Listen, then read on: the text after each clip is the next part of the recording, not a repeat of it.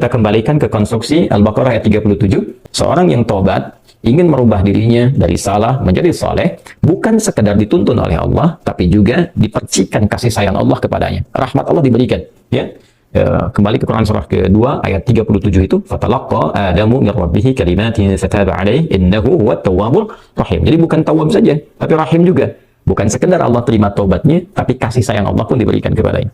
Nah, apa di antara jenis kasih sayang yang Allah berikan kepada seorang hamba yang mau taubat? Ya, maka diteruskan ayatnya sampai 12 di sini. Imam Al-Bukhari menyantumkan di sini sampai ayat 12. Yursilis samaa 'alaikum midrara wa yumdidkum bi amwalin wa banina wa yaj'al lakum jannatin wa yaj'al lakum anhara. Allahu akbar. Ya, justru di sini teman-teman sekalian, istighfar itu ya permohonan ampun kepada Allah Subhanahu wa taala, ya, permohonan rahmat Allah Subhanahu wa taala, kembali kepada Allah, mengoneksikan diri kita kepada yang Maha Baik. Itu di antara percikannya adalah mendapatkan lapangan kebaikan. Yursilis samaa 'alaikum midrara. Ya, walaupun Anda mendapatkan kesulitan dalam berkehidupan, bahkan yang sifatnya luas ya secara sosial. Kalaupun tanahnya gersang, ya, kalaupun kemarau berkepanjangan, itu ternyata dengan satu daerah itu, satu desa itu, satu wilayah itu mengoneksikan diri mereka kepada Allah, beristighfar. Ini faedahnya istighfar. Dengan beristighfar kepada Allah, taubat dari maksiat, ternyata bisa mendatangkan rahmat bukan hanya untuk pribadinya, untuk satu wilayah. Ya, ini pelajaran dari Quran. Ya, Allah akan memberikan kesan begini, jangankan bagi setiap personal ya, setiap orangnya. Ya kan? Ada masalah sekampung pun, contohnya kekeringan misalnya, contohnya kemarau, lalu sekampung itu, ya, atau ada orang-orang soleh di situ yang membiasakan taubat kepada Allah, istighfar kepada Allah, mengoneksikan dirinya kepada Allah, ya kan? Itu luar biasa, percikan rahmat Allah. Ya, apa di antaranya? Yursilis samaa ya 'alaikum midrara. Allah memerintahkan kepada langit itu untuk menurunkan hujan, ya, dengan curah yang memberikan maslahat. Kemudian wa yumdidkum bi amwalin wa banina. Ya, lantas kemudian melapangkan kepada engkau urusan hartamu. Ya, bahkan memberkahi engkau dengan keturunan-keturunan yang baik. Jadi Masya Allah, ya, orang tua yang rajin istighfar, suami yang rajin istighfar, itu ternyata bukan sekedar menjadikan ia mendapatkan penerimaan taubat. Dia berhenti dari perbuatan maksiat, usaha-usaha yang tidak baik, dagang yang tidak benar, dengan perbuatan curang, ya, perbuatan menipu, perbuatan-perbuatan yang tidak elok, korupsi, jauhi potensi itu. Disogok dia hindari, diajak korupsi dia jauhi dan sebagainya. Lalu konsisten pada kebaikan dan dia isi dengan istighfar. Astaghfirullahaladzim, astaghfirullahaladzim, Rabbana zalamna anfusana wa illam taghfir lana wa tarhamna lanakunanna minal khasirin. Dia konsisten pada kebaikan itu, wa yumdidkum bi amwal. Allah akan lapangkan dia pada harta-harta yang lebih berkah. Allahu akbar. Ya, jadi berikan kelapangan dulu pada dirinya, kemudian diberkahi hartanya. Jadi berapapun yang dia dapatkan, Allah berikan berkah padanya, sehingga dia merasakan kebahagiaan dengan harta itu. Karena ada orang yang terasa seperti kelihatan banyak, tapi tidak menikmatinya. Ya, baik itu boros, baik itu merasa kayaknya banyak tapi nggak kepake. Ya, barang-barang habis beli ini lagi, tapi memuaskan nafsunya saja. Ya, temannya ngajak begini, dia harus terpaksa beli. Kadang-kadang ngutang, atau mungkin dia dapatkan sesuatu tapi jalan-jalan yang haram, jalan yang salah. Dia tidak menikmatinya. Jadi yang paling bahaya. Ya, ini yang paling bahaya. Lawan lapang kan sempit. Jadi hartanya kayak banyak, tapi menyempitkan kehidupan rumah tangganya. Ya, hubungan suami istri jadi nggak enak, dengan anak jadi nggak nyaman. Itu ciri keberkahan dia, ya, ciri keberkahan yang tidak didapatkan. Jadi kalau berkah itu dapat, walaupun terlihat kuantitasnya nggak sama dengan orang, dia 100 juta, ini 1 juta, tapi kenikmatannya luar biasa. Ya, di rumah ada kebahagiaan, hubungan menjadi nyaman, apa yang ditata itu bermanfaat, yang dimakan menjadi daging, dari daging itu terkonsumsi menjadi pengetahuan, jadi macam-macam, jadi energi, ya, energinya dipakai pada kebaikan. Sebaliknya yang terlihat seperti banyak, kayaknya banyak nih, ya, tapi tidak memberikan kebahagiaan. Di rumah nggak bahagia, tidak memberikan dampak energi positif, ke ibadah jadi malas. Ya, itu ciri pertama kalau harta kurang berkah itu, apalagi tidak berkah, itu pasti menurun kesolehannya, meningkat kesalahannya. Pasti itu. Ya, jadi mulai menurun nih, sholat mulai menurun, baca Quran mulai menurun. Nah, kesalahan mulai meningkat. Makan mulai salah, minum mulai salah. Yang tadinya minum yang baik-baik, sekarang minum yang tidak baik dan sebagainya. Nanti kalau sudah begini, pasti hubungan di rumah tangganya pun nggak akan jadi baik gitu. Ya, dan itu akan terbawa dalam kesempitan. Nah, cara untuk mengatasi itu, ini balik ke Quran surah Nuh tadi, di ayat 10 sampai dengan ayat 12. Kalau kita menyadari kemudian itu salah, lantas ingin memperbaiki diri, kembali kepada Allah, perbaiki diri kita, ya, lalu mengingat Allah, menyesali apa yang telah dilakukan, berjanji untuk berbuat baik, itu tidak tanggung apa yang Allah jawab. Ya, kalaupun ada satu kelapangan yang tidak berkah tadi, diganti oleh Allah, dihilangkan yang kurang baiknya, dilapangkan dengan yang baik-baiknya. Lalu setelah itu dijaga keluarganya. Jadi memberikan kesan bahwa ada hubungan yang korelasi secara langsung antara harta dengan keluarga, dengan anak keturunan. Jadi hati-hati, saya ingatkan kepada para ayah, pada saya pribadi dan kita semua, jangan sampai membawa yang haram ke rumah. Sekali lagi, jangan sampai membawa yang haram ke rumah. Jadi kalau istri sudah memasak itu di dapur, menjadi makanan, dikonsumsi oleh anak-anak jadi daging, ya, dikonsumsi jadi daging nih, itu jadi karakter. Ya, itu sudah fitrah, sudah umum begitu. Jadi kalau dia baik, akan membentuk kebaikan. Kalau nggak baik, akan merubah ya, pada keburukan. Kontrolnya susah di situ. Ya, sangat sulit sekali. Nah, caranya tadi kembali kepada Allah, tinggalkan yang kurang baik tadi, nanti Allah rubah. Ya, cara dia mendapatkan harta itu, walaupun awalnya terlihat nggak nyaman karena kan merubah diri, mengeluarkan yang kotor dulu. Ya, kalau terlalu banyak kotoran, mandi kan ya agak cukup pekat tuh mandinya, bersihkan lagi, terasa nggak seperti biasa. Tapi setelah dibersihkan semua jadi enak kan? Nah, itulah agama begitu, dibersihkan yang kotor itu kayaknya awalnya nggak enak, tapi kemudian hati jadi lapang.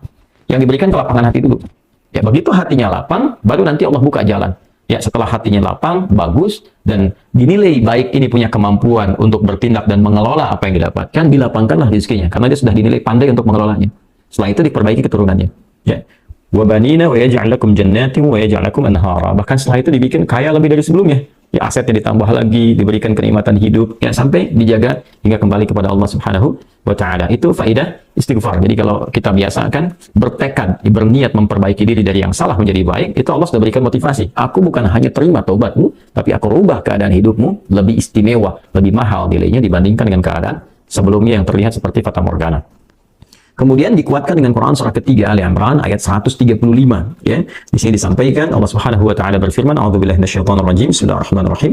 Walladzina idza fa'alu fahishatan aw zalamu anfusahum ini dzakarullaha fastaghfaru lidzunubihim. Wa may yaghfiru dzunuba illa Allah wa lam yusirru 'ala ma fa'alu wa hum ya'lamun." Di highlight di sini di firman Allah Subhanahu wa taala, "Dzakarullaha fastaghfaru lidzunubihim." Ya, yaitu orang-orang yang mendapatkan rahmat Allah Subhanahu wa taala itu. Jadi ini korelasinya dengan ayat 133. Jadi ayat 133 itu Allah Subhanahu wa taala berjanji bagi orang-orang yang menyegerakan istighfar. Jadi ingat dosa hari ini nih. Sekarang misalnya malam nih, kita ingat ada dosa yang dikerjakan. Lantas ketika ingat itu istighfar. Istighfar minta ampun sama Allah, gitu kan? Itu menyegerakan sesuatu tanpa jeda disebut dengan sara'a. Ya, sara'a. Jadi ada sa'a, ada sara'a. Kalau sa'a itu menyegerakan sesuatu dengan persiapan. Ya, makanya besoknya ada Jumatan menggunakan sa'a. Fas'au bukan fasari'u. Ya ayyuhalladzina amanu idza nudiya lis-salati min yaumil jumu'ati fas'au, bukan fasari'u. Fas'au itu Quran surah Al-Jumu'ah. Ya, Al-Jumu'ah di ayat yang keberapa? Ayat 9, ya kan? Allah menyampaikan fas'au ila dzikrillah. Bersegera, tapi siap-siap dulu. Mandi dulu, pakai wangian dulu dan seterusnya. Tapi kalau dia bersegera cepat, nyaris tanpa jeda, itu menggunakan sar'a. Sehingga guru-guru mengatakan di surah cepat, nggak usah banyak jedanya, ya kan? Nah, di Ali Imran ayat 133 Allah berfirman, "Wasari'u ila maghfiratin mir rabbikum." Kalau engkau merasa ada salah, bergegas, jangan tunda-tunda. Ya, ingat malam ini, jangan tunda besok. Gimana kalau kemudian tengah malam meninggal? Ya, segera istighfari. Nah, orang yang menyegerakan istighfar saat ingat kesalahan, apa yang didapatkan? Wa jannatin 'arduha as-samawati wal ardu u'iddat lil muttaqin. Maka orang ini akan diberi harapan oleh Allah, ya diperkenankan untuk memohon, bahkan ketika pulang disiapkan surga untuknya seluas langit dan bumi. Dan itu bagian dari sifat takwa. Jadi takwa itu bukan sekedar amar ma'ruf. Saat Anda ingat sholat, Anda ingat puasa, ingat baca Quran. Tapi takwa juga ada bagiannya nahi mungkar. Saat Anda ingat salah, lalu Anda taubat. Ya, saat Anda ingat salah, Anda pengen jadi soleh. Saat Anda ingat maksiat, Anda ingin taubat. Itu bagian dari takwa. Nah, bagaimana kemudian cara mengimplementasikan itu semua? Nah, ini poinnya. Ya, walladzina idza fa'alu fahishatan aw zalamu anfusahum dzakarullaha fastaghfaru lidzunubihim. Itu orang-orang. Ini menggunakan, sering diterjemahkan dengan orang-orang yang, kan? Walladzina, alladzina disebutkan 1080 kali dalam Al-Qur'an setidaknya. Yang mencakup semua tanpa batas, laki-laki, perempuan, besar, kecil, tua, muda, punya jabatan, tak punya jabatan, semua tanpa kecuali. Artinya, semua orang dengan keadaannya berpotensi berbuat salah. Ya, kecuali tadi Nabi dan Rasul yang punya sifat maksum. Ya, Allah jaga dari kesalahan. Kita yang bukan Nabi, bukan Rasul, itu berpotensi salah. Apapun profesinya, apapun jabatannya, apapun tugasnya, berpotensi salah. Ya, pun demikian termasuk saya. Pasti salah, pasti. Nggak ada yang nggak salah. Jadi kalau ada yang mencari kesalahan, misalnya saya pribadi, pasti menemukan. Pasti. Dan percuma mencari kesalahan manusia. Karena pasti ditemukan. Ya, dan ini catat yang paling penting. Hindari mencari-cari kesalahan itu, karena kita tidak tahu bahwa mungkin ketika seorang divonis salah itu, dia sudah mengistighfari, sudah mentaubatinya. Ini poin besarnya. Hati-hati gitu ya, hati-hati. Karena itu Nabi selalu menganjurkan mencari kebaikan orang, menyebutkan, meneladaninya, alih-alih mencari kesalahan seseorang. Ya, kenapa? Karena pasti ditemukan. Tapi yang tidak pasti itu, kita nggak bisa memastikan orang itu sudah taubat atau belum. Yang paling bahaya adalah mencela orang, mencari kesalahan orang, mencaci orang yang sudah dia taubat dan taubatnya diterima orang, diterima Allah Subhanahu wa taala. Hati-hati ya, mencari kesalahan orang, mencela orang, ya kan? Yang dia sudah mentaubati kesalahannya dan taubatnya diterima oleh Allah Subhanahu wa taala. Allahu akbar. Itu azim, itu hati-hati ya. Ya, sesuatu yang besar sekali dosanya di sisi Allah Subhanahu wa taala. Nah, ini kembali ke sini, ketika seseorang dia sadar berbuat salah, dia salah. Alladzina, semua orang potensi salah. Ya, idza fa'alu fahisyah. Ketika dia berbuat fahisyah. Ya, fahisyah itu pernah saya sampaikan ya, turunannya nanti fahsyah namanya. Jadi sifat kesalahan yang muncul dari syahwat. ya mohon maaf, zina, pornografi, porno aksi, kata-kata jorok, kata-kata kotor dengan semua bentuknya, baik itu di media sosial, digital, ataupun juga di praktikal yang nampak secara fisik misalnya, itu jelas salah, jelas dosa. Ya, al-zalamu anfusahum, atau bentuk mungkar, menempatkan suatu bukan pada tempatnya.